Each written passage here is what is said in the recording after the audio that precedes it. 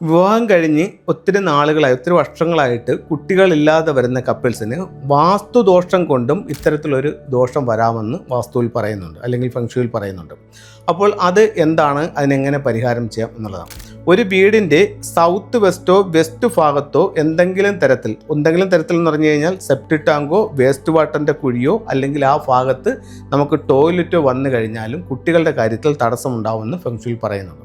അപ്പോൾ ആദ്യം ഇത്തരം കാര്യങ്ങൾ ഉണ്ടോ എന്ന് നോക്കുക, ഉണ്ടെങ്കിൽ അതിന് പരിഹാരം ചെയ്യുക. സിംബോളിക്കായിട്ട് എന്ത് ചെയ്യാമെന്ന് വെച്ച് കഴിഞ്ഞാൽ ഈ കപ്പിൾസ് കിടക്കുന്ന ബെഡ്റൂമിൻ്റെ വെസ്റ്റ് ഭാഗത്ത്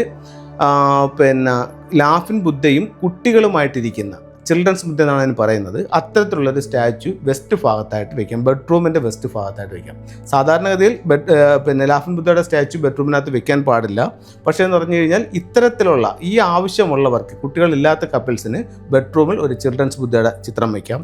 അതുപോലെ തന്നെ ഒരു മാതളം രണ്ടായി കട്ട് ചെയ്തതിൻ്റെ ഒരു ചിത്രം എടുത്ത് വെസ്റ്റ് ഭാഗത്ത് വയ്ക്കുന്നതും ഇത്തരത്തിലുള്ള ഒരു റിസൾട്ടിന് നല്ലതായി ഫെങ്ഷുയിൽ കണക്കാക്കുന്നുണ്ട്.